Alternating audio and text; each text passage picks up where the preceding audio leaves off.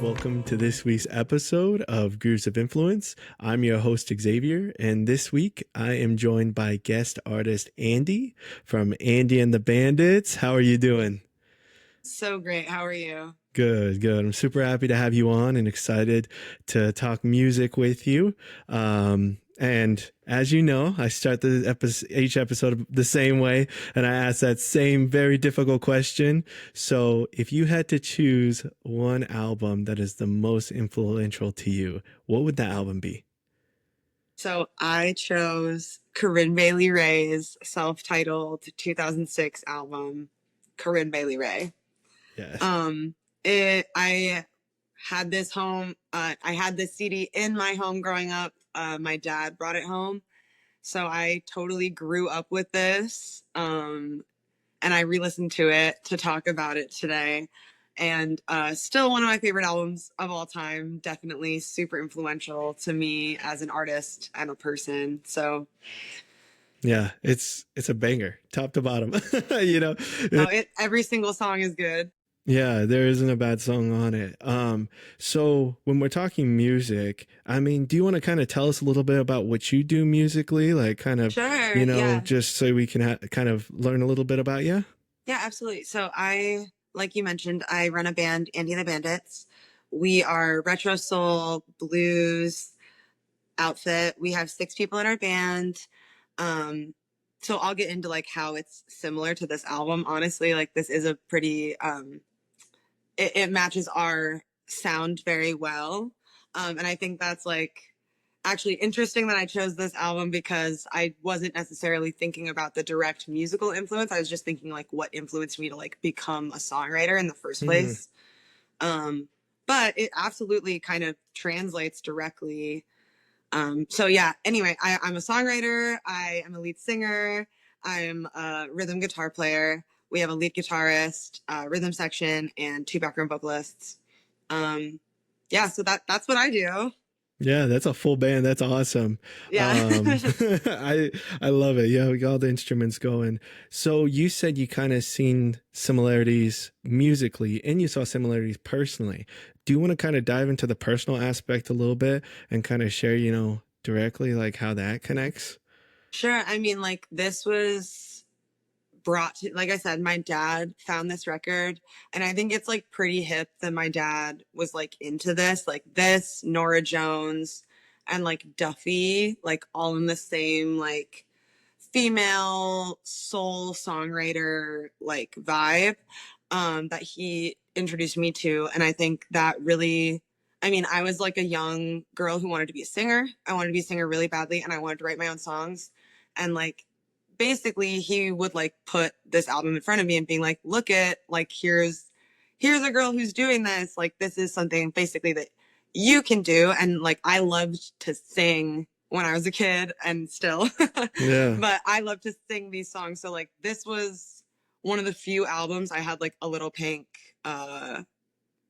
whatever you call them,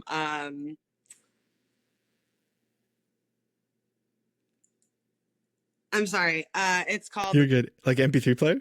Yes. Okay, a little pink MP3. I had a little pink MP3 player. Yeah. It was actually not an MP3 player. It was a Walkman. That's why I was having trouble thinking of it. Oh my gosh, you're really taking it back. You're really taking it back. My grandma bought it for me, little tiny pink Walkman, and I downloaded Corinne Bailey Rae's album, Norah Jones, Billy Joel's first record, and that was like what I was listening to in like 5th, 6th, 7th grade.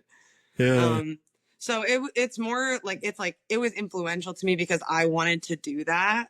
Yeah. Like I wanted to do what she was doing, but also just like, I was living with these songs. So like re-listening to them as an adult is kind of trippy because I feel like it like rushes me back with all these feelings from when I was a kid and first hearing these songs.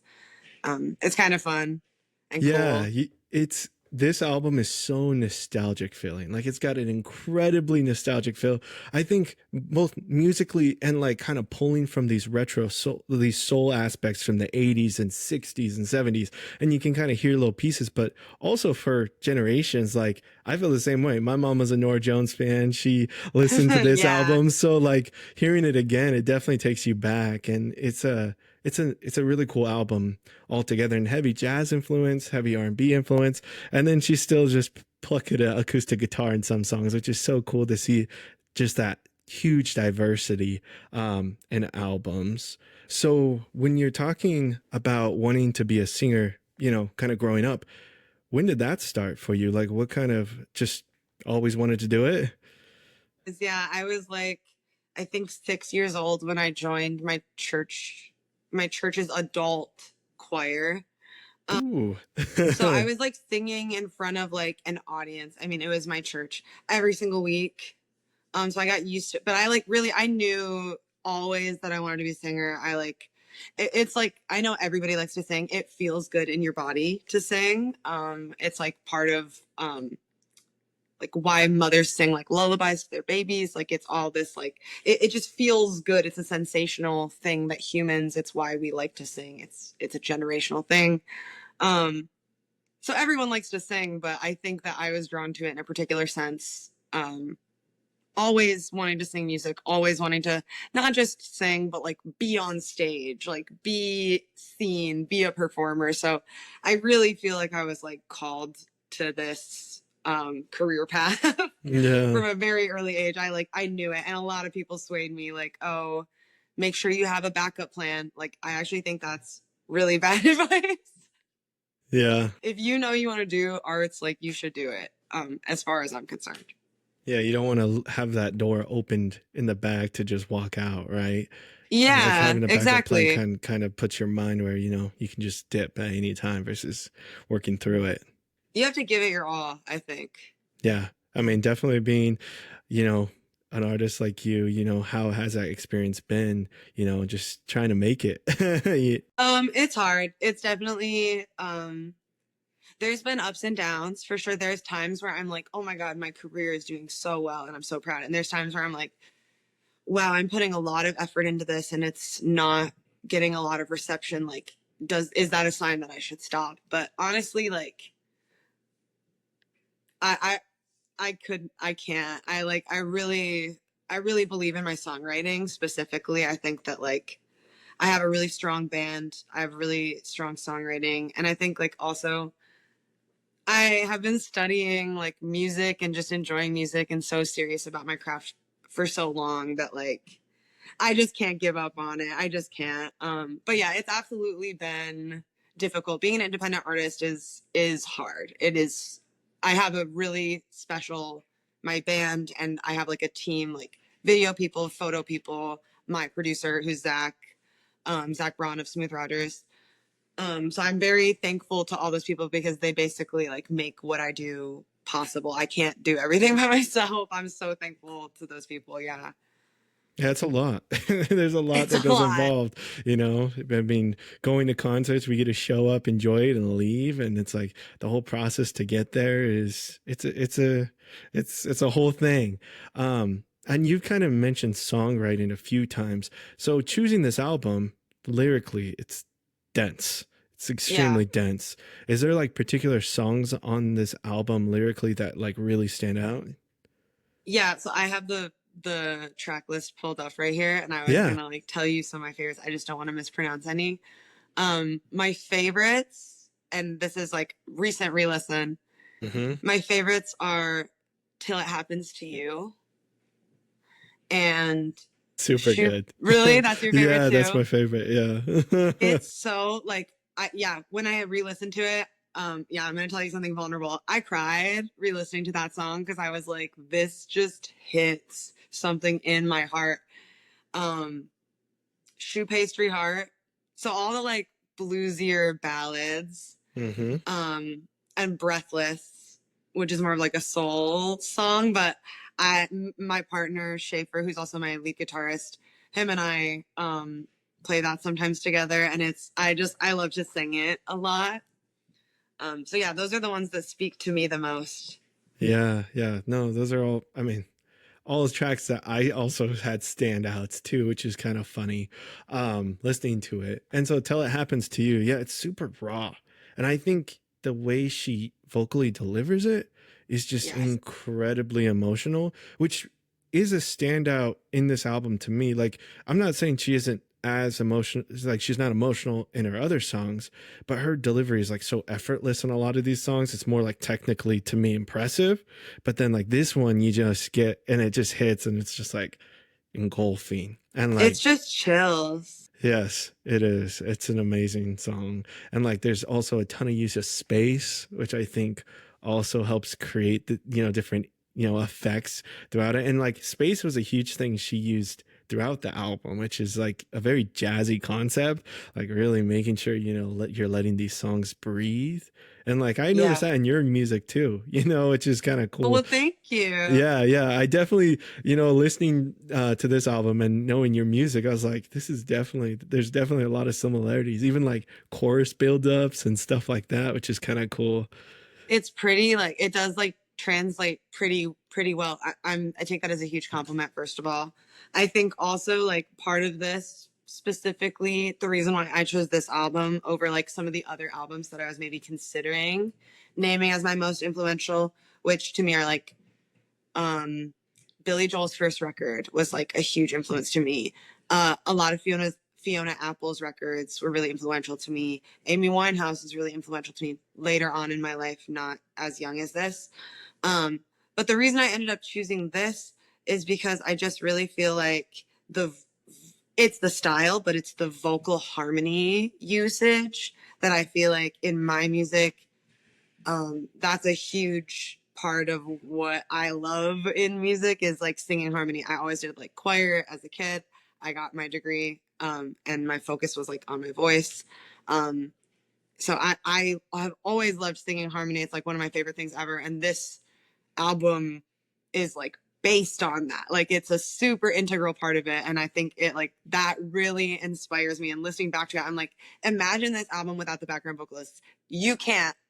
Mm. You can't. No, no. It's yeah, almost I took notes and like it felt like almost every song, the chorus consistently they bring in some background singers and help bolster. It makes this like almost wave of sound during the chorus every time and it's like you can kind of feel it and it's like it's a gradual buildup like you'll be listening, it's like the type of music you'll be listening to and be like how did we even get here Yeah. like with some of Yeah. the bridges and stuff, the way she does key changes and different things like that, which again, I also noticed in your music, like these build-ups. I'm like, oh, I was like, I see that. I'm like, was that intentional or is that just like coming naturally out of you, when I you're feel like making songs? Yeah. I feel like it has to be kind of definitely intentional. I also feel like, to be honest, when you have like a band, it's like you, one thing I'm really conscious of, I feel like at the beginning stages of Andie and the Bandits, it was very like, it was a lot quieter. Like we didn't do a lot of like loudness, but having dynamics as a band or like in a song, even if it's not a band, even if it's just one person, it helps to tell the story. It helps build it, like you're saying, like building up to the choruses and stuff. I just feel like those dynamics, they're difficult to translate onto record, I feel like, but they are like super important. And having a full band, like honestly, just helps be able to make those things happen. Also, I'll say at least about like the two songs that we just put out, Maneater and Mean Gene, like those songs we performed for years before we recorded them in the studio. So it's like you're used to the live performance element. And I feel like that helps translate it to the record, the buildups, because we're used to doing that all together. Um, so I think that kind of helps. But dynamics are really important. This absolutely her music shows it so well. Like honestly, I was like re-inspired listening to this. Like it inspired me as a kid and then like now as an adult, I'm like, wow, this is like I knew it was a good record, obviously, but re-listening to it again, I'm like, wow, I'm blown away again. In a different way. Mm, It's mm. interesting as you get older, you'll see music differently. And you said something interesting earlier. You said the songs that stand out to you now, like re-listening Mm. to it. Do you have songs that, looking back that you liked? Like, was it like put your record on and like all the more Yeah, pop hits that you liked younger? I like to put your records on. I Yeah. really like the song Like a Star, which Yeah. is like still one of the hits, but I felt like a Star, I always remember the line, just like oil on my hands, just like a star across my sky, just like an angel on the page, you have appeared to my life. Just like a song in my heart, just like oil on my hands.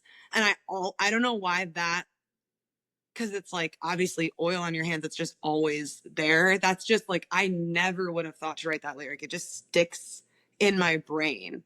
Mm-hmm. That specifically, I've always liked I'd like to too. I feel like when I was little, I really liked that song Little. I mean, yeah, I was young. I was in like 5th grade Yeah. Yeah. when this album came out, or when I was listening to it the most, I'll say.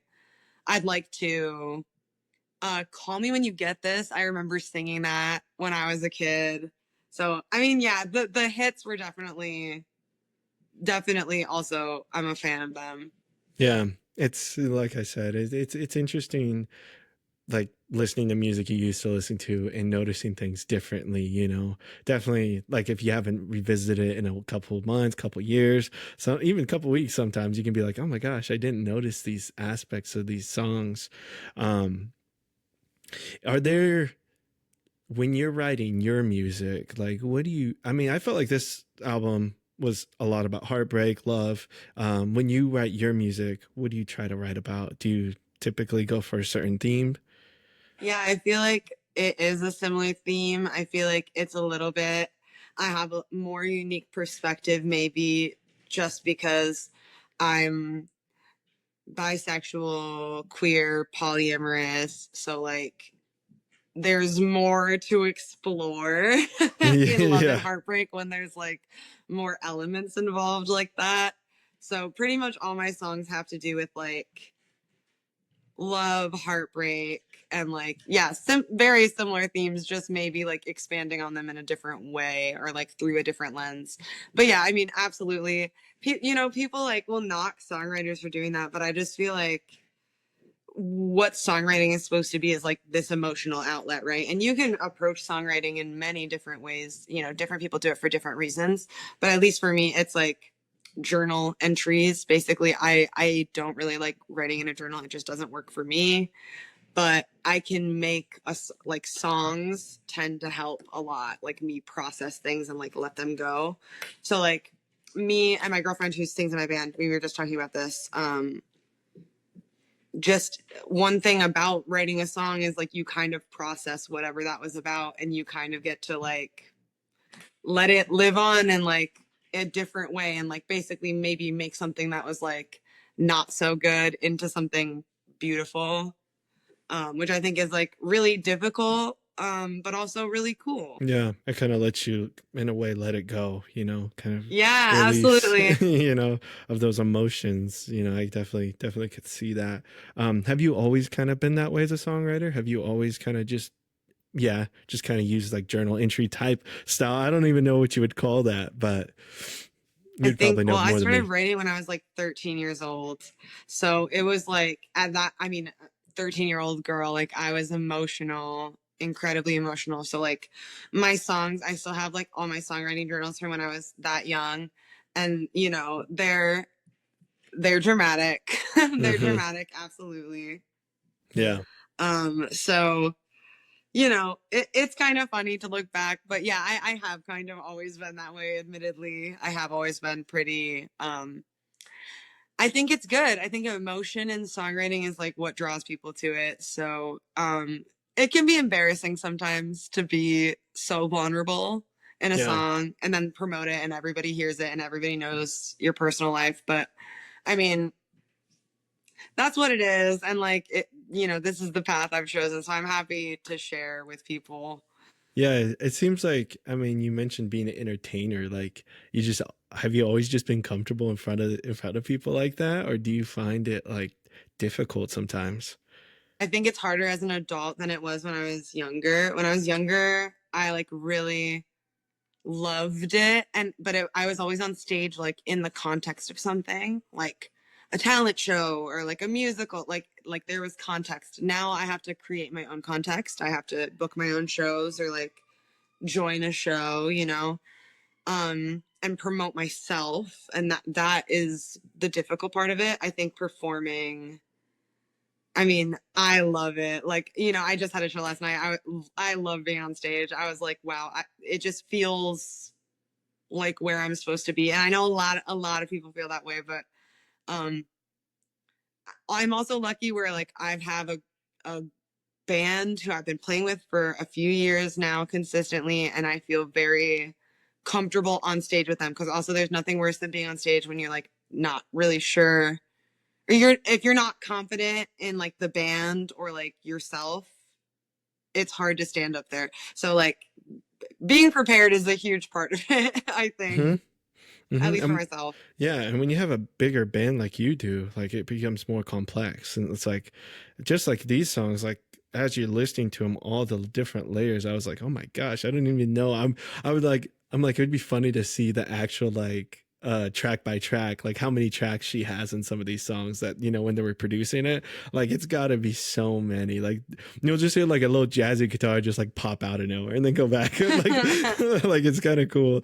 Like I kind of, when I was envisioning like these, when the chorus would come and like more tracks would be added, like it's like I almost saw it like visually like a little like the wave, and then it would pop out, you know, little different things as it was go across, you know, traveling this journey, um which was really cool. And like I even noticed, I was just listening to some of your tunes, and I even noticed like in one of your songs you do that. You have a little bluesy guitar solo, you know, pops out, you know, and it's just like these little like details that really create your unique sound is really cool to kind of notice and see between both of you, you know, whether it was intentional or not, it happens, you know, so it's kind of cool. Well, thank you. Yeah. Do you, and I noticed in the album it kind of plays, there's some like 80s like almost like synths in there. Like do you kind of notice that too within it? Or You like mean the Corinne Bailey Rae mhm, record? mhm, Yeah, absolutely. No, there's the production quality on this record is also like absolutely top notch. And I'm not a producer by any means, but like I just like any music listener, I can really appreciate some good production. mhm, Everything is loud and clear. You can hear everything, but it doesn't feel like anything's too loud. Like the mix and the production is seamless. Seamless. It mhm. sounds beautiful. Yeah. Yeah. And so you said you don't produce, but like when you're recording your music, like what's that process like for you, you know, as kind of this leader, you know, in the sound? Um, it's been somewhat difficult for us to record in the past like couple years because we haven't had a consistent place to go to. Recently, we've been a part of this nonprofit organization called Lakaya, and they gave us access to their studio space. So we used that. But the tracks that we've been putting out so far have been like very makeshift. Like, honestly, I've been really thankful to Zach, my producer, who I mentioned earlier. Um, they have been really down to like kind of do like a lot of DIY setups. I mean, to be honest, that's just like the reality when we talk about like it's just difficult. It's hard to be an independent artist. It's hard to like be able to afford to like pay my band to record and then also like pay for resources to record. So it's been hard. But things are looking up Mhm. is in that department. So I'm hoping that we can like have a more streamlined process. Like I would love to get my entire band in one room to run a song, at least like rhythm section to run a song and like record it that way. Yeah, do like a live. So everything you've done so far Yeah. has been piece by piece in like individual truly. Okay. Yes. Which I Interesting. really like I wish that wasn't the case because I Yeah. like don't think that's the best way to do it for the sound that I'm going for. Yeah. For Yeah. some people that really works, but like I'm going for like a more like retro, like live kind of a sound. And that's, you know, I, I wanted to sound a little bit more like this. This is like honestly the blueprint for me and my sound right now. Yeah. Or I don't know if you've heard the new Duran Jones record, Duran Jones and the Indications. They just put out a record like maybe like literally last Friday. And I listened to it and it sounds like same kind of production quality, just like beautiful. Yeah, yeah, yeah. Beautiful production is definitely something I go for. And Duran and the Indications are awesome. I just haven't listened to that album yet. I definitely Oh, need to it's get like on that. brand new. Yeah. Yeah, yeah. No, they're awesome. Be sure to check them out too, guys. But Andie, let's talk more about your music, like what you have coming out. If people want to kind of listen to some of your stuff, what should we be listening to?